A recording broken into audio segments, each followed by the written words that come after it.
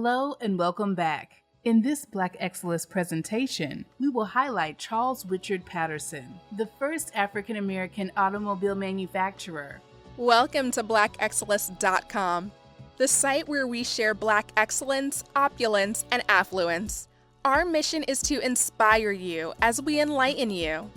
At the dawn of the automobile age in the early 20th century, hundreds of small auto companies sprouted up across America as entrepreneurs recognized that society was transitioning from horse-drawn carriages to transportation powered by the internal combustion engine. Some of these early companies grew to become giants that are still with us today, such as Ford and Chevrolet. Many others remain small, struggling to compete against the assembly lines of the larger manufacturers.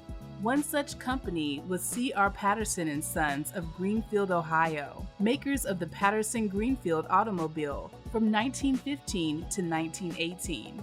Though its name is little recognized today, there is in fact a very important reason to ensure that it is not lost to history. It was and remains to this day the only African-American owned and operated automobile company. In this original BLACKEXCELLIST video, we will be featuring Charles Richard Patterson and his son Frederick Patterson. So without further ado, let's get started. 1. Charles Richard Patterson was born on a Virginia plantation in 1833. Charles Richard Patterson was born into slavery to Charles and Nancy Patterson on a Virginia plantation in April 1833. His early years are undocumented, although it is believed that Patterson helped the plantation blacksmith in the smith works and wagon repair shop in the years preceding his escape to freedom.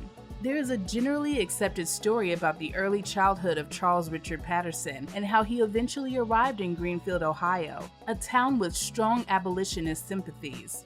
According to this story, in 1861, just before the start of the Civil War, Patterson fled from his native home, Virginia, by way of the Allegheny Mountains, passing through the slave state of West Virginia.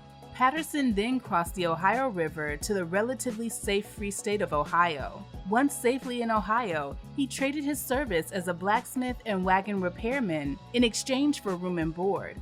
By 1862, Patterson arrived in Greenfield, where he found plenty of work awaiting him. He was subsequently hired as a blacksmith by Dines & Simpson, Greenfield's best-known wagon and coach builder. Patterson developed a reputation for building high-quality products and was eventually promoted to the position of foreman of the firm's small manufactory.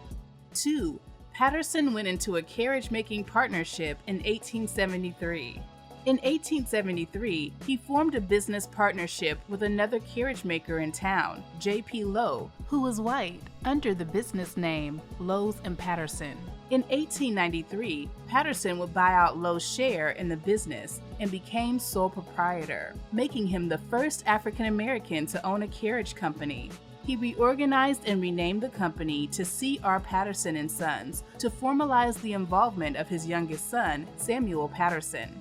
It was a successful business, employing an integrated workforce of 35 to 50 people by the turn of the century, and Patterson became a prominent and respected citizen in Greenfield. His catalog listed some 28 models, from simple open buggies to larger and more expensive closed carriages for doctors and other professionals.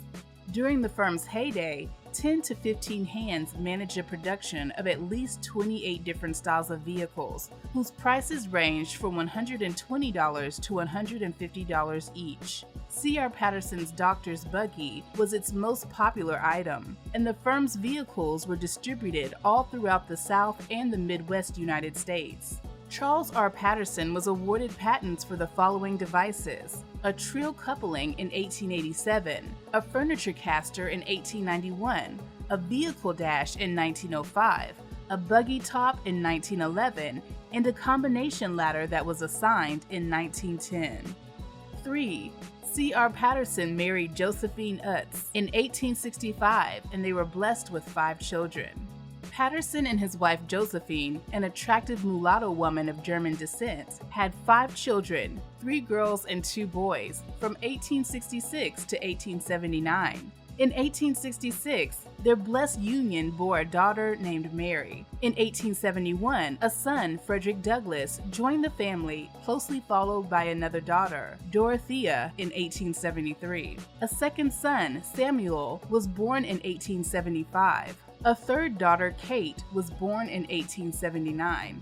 Their second son, Frederick Douglass Patterson, was named after the American social reformer, abolitionist, and orator. Frederick graduated from high school and enrolled at Ohio State University, where he became the first African American to join their football team. In his senior year, he left college to teach and coach at a high school in Louisville, Kentucky. Charles and Josephine's youngest son, Samuel, stayed in Ohio to work with Charles in the family's carriage business. As previously stated, Samuel was very instrumental to the family business, but he became very sick in 1897. This prompted Frederick to leave school and return to Ohio. Due to his lingering sickness, Samuel passed away in 1899 at the young age of 23. Frederick resigned from his coaching position at the Louisville High School to step and fill his brother's role and assist his father in the management of the family's carriage manufacturing business. 4. C.R. Patterson passed away in 1910 and leaves the business to son Frederick. When the senior Patterson passed away in 1910, Frederick would take over the role and responsibility of CEO. Frederick was already somewhat of a pioneer who was college educated and was the first Black athlete to integrate sports at Ohio State. He was also an early member and vice president of the National Negro Business League, founded by Booker T. Washington. Now, as owner and operator of the enterprise his father started, Frederick Patterson began to see the handwriting on the wall. The days of carriages and horse-drawn buggies were nearing an end. Rapid changes were taking place in the transportation industry via mechanization of product and production. Frederick was aware that the emergence of the affordable, mass-market automobile was poised to render their buggies obsolete. To respond to this imminent threat, Frederick began including auto repair on the company's list of offered services. At first, this mainly meant jobs reconditioning paint and upholstery, but it expanded to include electrical and mechanical work. Noting the proliferation of successful small regional automakers, in 1914, the company began working on development of a car of its own. 5. Frederick would lead the company into debuting its first automobile. In late September 1915, still operating under the name C.R. Patterson & Sons, the company debuted its Patterson Greenfield automobile, offered in closed touring and convertible top roadster models. Like many small manufacturers, the Patterson Greenfield used a combination of off-the-shelf and custom-built components. The car thus hosted a 4-cylinder engine built by GB&S, but featured a floating rear axle, cantilever springs, demountable rims, an electric starter, electric lighting, and a split windshield for ventilation. The vehicle sold for between $685 and $850, more than the Ford Model T in that era, but around a third to half of the price, commanded by more upscale brands such as Cadillac. The Patterson Greenfield was advertised as featuring every conceivable convenience and every luxury known to car manufacturer. Playing to local and personal strengths, like many small brands in the era, it was predominantly advertised in regional and African American owned publications. Word about the new 2-door coupe vehicle swept across the state like a brush fire. Some of those who saw the vehicle claimed it came with a 40-horsepower Continental 4-cylinder engine with a reported top speed of nearly 50 miles per hour. Newcomers and admirers claimed that it had better bodywork than the Model T, being manufactured at the same time up in Detroit by some fellow named Ford. Without the financial ability to expand on a large scale, the business faced obvious problems of scale, given the quality of Patterson Greenfield vehicles. In an era of rapid development of the use of assembly lines and vertical integration of the manufacturing business, both led by Ford, there was really no way to produce a medium-priced car effectively and viably the way the carriage business had worked. In the end, Patterson Greenfield's vehicle run was limited to somewhere between 30 and 150 units. After just 3 years, in 1918, C.R. Patterson and Sons halted auto production and concentrated once again on the repair side of the business. 6. Frederick would reorganize as the Greenfield Bus Body Company. With the buggy business rapidly shrinking, though, Frederick Patterson recognized the need to diversify and modernize. During the early 1920s, he reorganized his father's business under the name Greenfield Bus Body Company and capitalized for $50,000 on high regional demand for school bus and truck bodies constructed on Chevrolet, Dodge, Ford, and International chassis. It was in a sense a return to their original skills in building carriage bodies without engines and drivetrains. The Greenfield Bus Body Company's primary product was school bus bodies, which were sold to school boards in southern Ohio, West Virginia, and Kentucky. They are mentioned in records as a supplier of early transit bus bodies to the Ohio Transit Company, and are known to have built small numbers of commercial bodies for local and regional businesses. During 1922 to 1923, the Greenfield Bus Body Company's yearly output was stated to be 500 bodies of all types, with a monthly payroll of $5,000 and annual sales of $150,000. Nearly half of the school buses in Ohio were made by Patterson. Insulated cargo trucks, hearses, and moving vans were among the company's other offerings. This new focus allowed Greenfield to remain profitable through the decade and for its products to reach a broad regional market and beyond. The company is reported to have shipped a few buses as far away as Haiti in the early 1930s for the first Haitian commercial bus line. The Greenfield Bus Body Company's positive trajectory fell flat with the onset of the Great Depression in 1929. With the stock market crashing and economic devastation setting in, many small businesses were not able to survive once sales dried up and loans were hard to obtain. 7. Frederick married Betty Postal, and they were blessed with 2 children. On September 11, 1901, Frederick and Betty Esteline Postal married in Hopkinsville, Kentucky. Their blessed union resulted in the birth of 2 children. The oldest, Frederick Postal Patterson, was born in Greenfield, Ohio on July 20, 1903.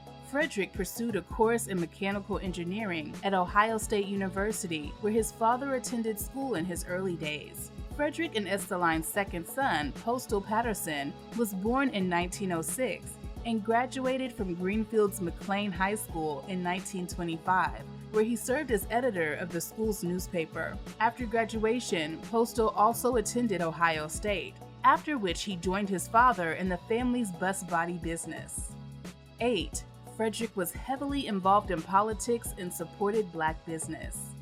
Frederick was interested in politics and served as Greenfield's delegate to the annual Ohio Republican Party caucus.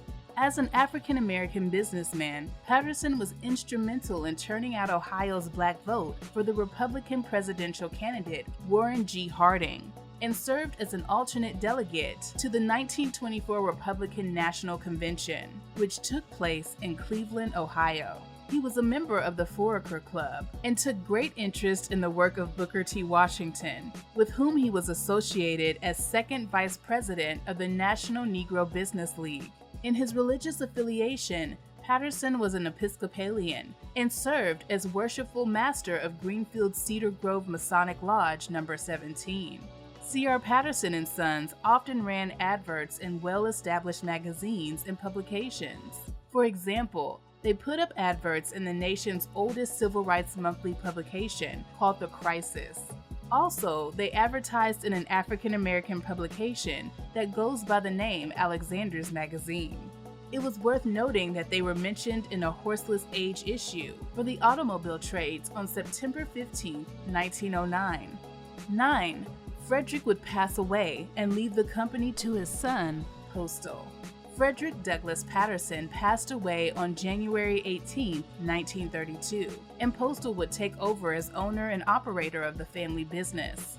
After struggling for several years, the company reorganized once again, this time under the name Gallia Body Company. Unable to raise sufficient operating capital in Greenfield, the family accepted an offer to relocate in Gallipolis, Ohio, on the West Virginia border. The company operated there for about a year before lack of financial support and a shortage of experienced workers caused the firm to cripple operations. The company soldiered on until production was greatly diminished and grinded to a halt. After 74 years, the family-owned company closed permanently in 1939. Greenfield bodied commercial vehicles and carriages, including a rural mail delivery buggy and the storm buggy, which allowed its drivers to sit inside while urging the horses along with a remote-operated whip, exist today in public and private collections. Both of Frederick's sons left Greenfield after the firm closed its doors. Frederick Postal Patterson relocated to Wilberforce, Ohio, where he worked at Wright-Patterson Air Force Base in Dayton and Central State University, while Postal Patterson relocated to Springfield, Ohio, where he became a successful realtor. 10. C.R. Patterson and his son, Frederick, leaves a lasting legacy for us to follow. Charles Richard Patterson, being born a slave with no formal education, was able to positively channel his brilliance into creating a legacy for himself and his family. His son Frederick Douglass Patterson would take the business savviness and leadership features of his father and become the first African-American automobile manufacturer. With less resources, little investment, and a much smaller network of businessmen and associates, it could be argued that Frederick and his company, C.R. Patterson and Sons, were manufacturing automobiles more sophisticated and superior to Henry Ford's Model T, which was rolled out only 7 years earlier. Nonetheless, Frederick was a highly intelligent and innovative man, influenced by his father, who came up with new ideas for different types of cars and restructured the family business to ensure its survival. Charles and his son Richard may not be a household name in the automobile industry and its history, but they successfully carved out an important place for themselves at the dawn of the automobile age. We want them to be fondly remembered as agile businessmen, mechanical engineers, and innovative pioneers who can inspire a new generation of engineers and inventors. We appreciate the fact that you stayed with us until the end. Thank you for spending time with us, and don't forget to like this video. Also, make sure you subscribe so that you never miss a video. Bye for now. We will see you tomorrow.